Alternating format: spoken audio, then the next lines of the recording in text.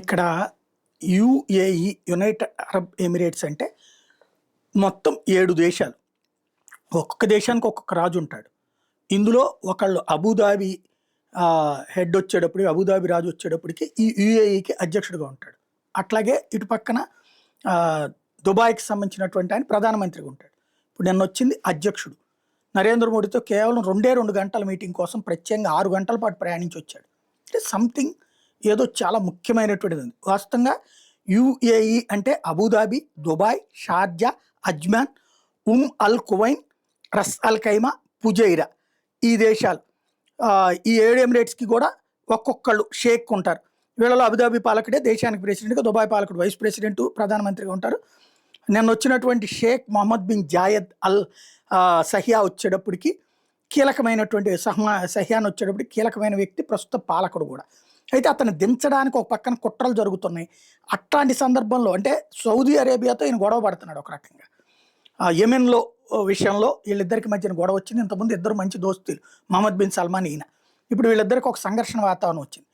Saudi Arabia వచ్చి పాకిస్తాన్ చేరదీస్తున్న సందర్భంలో భారతదేశంతో రిలేషన్స్ ఒకటి ఈయన పెట్టుకురావడం అన్నటువంటిది ఒక ఇంపార్టెంట్. అయితే కేవలం 2 గంటలకు రావడం ఏంటనేది ఆశ్చర్యార్థకమైన అందరూ ప్రపంచం కూడా ఆలోచిస్తుంది.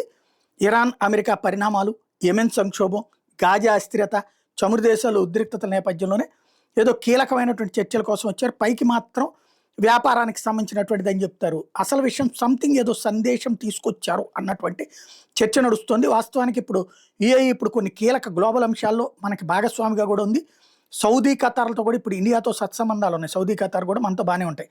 మనకు అతిపెద్ద చమురు సహజవాయువు 50% సప్లయర్స్ మాత్రమే కాదు, ఆ దేశాల్లో 90 లక్షల మంది ఇండియన్స్ కూడా పనిచేస్తున్నారు. అన్నిటికి మించి 2 అంశాల్లో అరబ్ ఎమిరేట్స్ మనకి కీలక పార్ట్నర్. ఖతార్లో మన నేవీ అధికారిని విడిపించగలగటం కూడా కొత్త దౌత్యం, కొత్త స్నేహాల ఫలితంగానే సాధ్యమైంది. సౌదీ $100 బిలియన్, యుఏఈ $75 బిలియన్ పెట్టుబడులతో భారత్ని తమ రెండో ఇల్లుగా భావిస్తున్నటువంటి రోజుల్లో గతంలో ఓ పక్కన అలాంటి ఇద్దరి మధ్యన సంఘర్షణలో కూడా ఇద్దరు మనతో స్నేహంగా ఉంటున్నారు. గతంలో కాశ్మీర్ విషయంలో పాక్ మద్దతు ఇచ్చే ఈ 2 దేశాలు కూడా ఇప్పుడు భారత్ అంతర్గత విషయం అని చెప్పి తేల్చి చెప్పినాయి. అది పాకిస్తాన్కు ఒక రకంగా షాకింగ్ పరిణామం. అది మోడీ సాధించుకొచ్చినటువంటి అంశం. ఇక మరొక కీలకమైనటువంటి అంశం ఐఎంఈసి. ఇది చైనా బీఆర్ఐకి గట్టి చెక్ పెట్టేటటువంటి అంశం. చైనా తన బెల్ట్ అండ్ రోడ్ ఇనిషియేటివ్ ద్వారా ప్రపంచాన్ని అప్పులు ఊబిలోకి నెట్టి తన గుప్పెట్లోకి తీసుకోవాలనుకుంటే దానికి నరేంద్ర మోడీ తీసుకొచ్చినటువంటి ప్రత్యామ్నాయమే IMEC, Indian Middle East Europe economic corridor. భారతదేశం నుండి యూరప్ దాకా సరుకులు వెళ్లే సమయం 40% తగ్గడం, అది చైనా సముద్ర మార్గాల కంటే వేగవంతంగా ఉండటం, చైనా ప్రాజెక్టులాగా దేశాలను అప్పులు పాలు చేయకుండా అందులో అన్ని దేశాలు కూడా లాభపడేటట్టు ఏర్పాటు చేయడం, కేవలం రైలు పట్టాలే కాకుండా internet cables, green hydrogen pipe లైన్లు కూడా ఈ మార్గం ద్వారా సాగించే వ్యవహారాన్ని నరేంద్ర మోడీ చెప్పడం ఆ దేశాలన్నీ కూడా అంగీకరించినాయి. చైనా తన ప్రాబల్యాన్ని పెంచుకోవడానికి పాకిస్తాన్ని సిపెక్ ద్వారా చైనా పాకిస్తాన్ ఎకనామిక్ క్యాపిటల్ని వాడుకుంటుంటే దీనికి సమాధానంగా భారత్ గల్ఫ్ దేశాలతో కలిపి మిడిల్ ఈస్ట్ క్వాడ్ I2U2 ఐఎంఈసి ద్వారా చైనా ఆధిపత్యాన్ని అడ్డుకుంటున్నటువంటి వేళ ఆయన ఇక్కడికి రావడం కీ పాయింట్. ఇండియాకి విశేష ప్రాధాన్యం ఉన్నటువంటి కారణంగానే మర్యాద కూడా బాగా ఇస్తారు. మా సోదరుడు అన్నీ చెప్తుంటారు నరేంద్ర మోడీని వాళ్ళు. పశ్చిమాసియా క్వాడ్ I2U2 ఇది 4 దేశాలు, ఇండియా, ఇజ్రాయెల్, దుబాయ్, యుఎస్ఏ కలయిక. అందుకే దీన్ని I2 India, Israel, U2 UAE, US అని పిలుస్తారు. దీన్ని పశ్చిమాసియా క్వాడ్ అని కూడా అంటారు. ఎకనామికల్ ఆస్పెక్ట్లో వాణిజ్యం, ఇంధనం, నీరు, రవాణా, అంతరిక్షం, ఆరోగ్యం, ఆహార భద్రత అనే 6 కీలక రంగాల్లో ఈ 4 దేశాలు ఉమ్మడిగా పెట్టుబడులు పెట్టడం అనేటటువంటిది వన్ ఆఫ్ ద కాన్సెప్ట్. ఇది గల్ఫ్ దేశాలతో మనకు ఉన్నటువంటి సంబంధాలను ఇప్పటిదాకా ఆయిల్ వరకే పరిమితం అయితే కాకుండా దాన్ని గ్లోబల్ పాలిటిక్స్ వైపు తీసుకొచ్చేటటువంటిది మనం చేస్తున్న ఎత్తుగడ.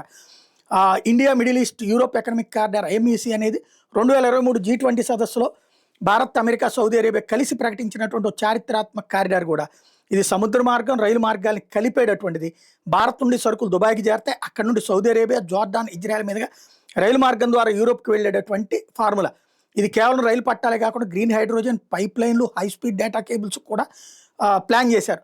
భారత్ని ప్రపంచ వాణిజ్యానికి ఒక నోడల్ హబ్గా కూడా మార్చేటటువంటి అంశం. ఈ 2 కూటముల మూలంగా భారత్కి లభించే అతిపెద్ద బలం. చైనా మన పొరుగు దేశాల్లో పాకిస్తాన్, శ్రీలంక లాంటి వాటిలో పట్టును సాధించుకుంటుంటే భారత్ తన మిత్ర దేశాలతో కలిపి ప్రపంచ వాణిజ్యాన్ని అత్యంత కీలకమైనటువంటి మధ్యప్రాచ్యం కూడా మన వైపుకి తిప్పుకుంటున్నటువంటి పరిస్థితి. ఇట్లాంటి సందర్భంలో జరుగుతున్న తాజా పరిణామాల వేళ ఆయన రావడం అన్నటువంటిది ఏదో సంథింగ్ సందేశం తీసుకొచ్చారన్నటువంటి చర్చ అయితే నడుస్తుంది.